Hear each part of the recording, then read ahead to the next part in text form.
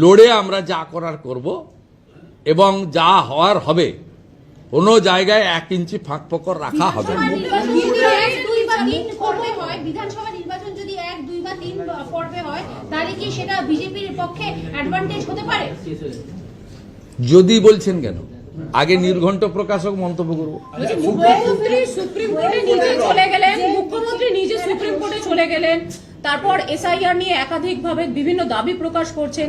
এতে তো কি আলটিমেটলি জটিলতা বাড়ছে এবং সাধারণ মানুষের ভোগান্তি বাড়লো? জটিলতার দায় মুখ্যমন্ত্রী। আজকে বিতর্কিত বা সন্দেহজনক ভোটারদের বাদ দিয়ে চূড়ান্ত ভোটার তালিকা 28 তারিখ বেরোবে। এই চূড়ান্ত ভোটার তালিকা হয়তো আরো 5 দিন সময় দিয়ে ইলেকশন কমিশনই বের করত, সব নিষ্পত্তি করে। যাদের নাম 28 তারিখের তালিকায় থাকবে না তার জন্য দায়ী মমতা ব্যানার্জি। কান খুলে শুনে রাখুন, কারণ এটাই চূড়ান্ত ভোটার তালিকা।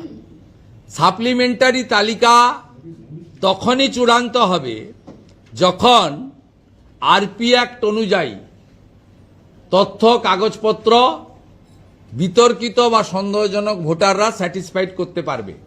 এখানে কোনো ব্যক্তির হাতে, তিনি জুডিশিয়াল থেকেই আসুন আর যেখান থেকে ইলেকশন কমিশনের হোক আর যারই হোক, এখানে পেপারস তথ্য কথা বলবে।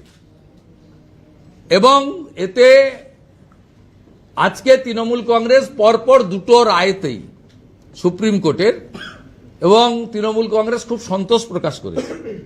আজকেও তৃণমূল কংগ্রেসের প্রেস নোটে সন্তোষ প্রকাশ করেছে। তাই তৃণমূল কংগ্রেস আশা করব 28 তারিখের পরে বা সাপ্লিমেন্ট তালিকা বেরোনোর পরে বা না বেরোনোর জন্য তখনও সন্তোষ প্রকাশ করে ভোটার তালিকাকে ওয়েলকাম করে ভোটে যাবেন আপনারা। কারণ অন রেকর্ড আপনারা খুশি প্রকাশ করেছেন, যদিও আমরা জানি আপনাদের নিচের তলার কর্মী সমর্থকরা, র্যাঙ্ক এন্ড ফাইলরা, তারা যে হতাশায় ভুগছে, সেই হতাশা কাটানোর জন্য আপনারা এই আর্টিফিশিয়াল আইপ্যাকের তৈরি করে দেওয়া বিবৃতিটা প্রেসে এনেছেন। কিন্তু আজকে শুধু মাইক্রো অবজারভার নয়, শুধু কেন্দ্রীয় বাহিনী নয়, শুধু general police observer, expenditure observer নয়, এই প্রথম ভোটার লিস্টেও উড়িষ্যা এবং ঝাড়খণ্ড থেকে জুডিশিয়াল অফিসার আনতে হচ্ছে।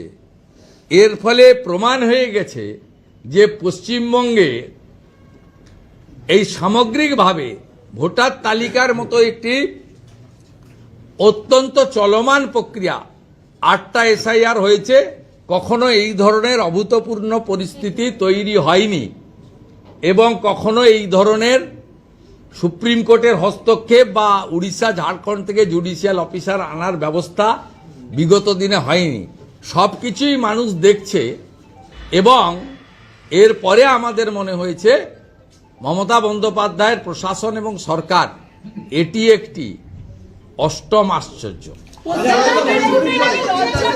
পশ্চিমবঙ্গের জন্য এটা লজ্জার দিক মনে করছেন যে ভিন রাজ্য থেকে অফিসার এনে কাজ করাতে হচ্ছে? পশ্চিমবঙ্গে কিছু আছে নাকি?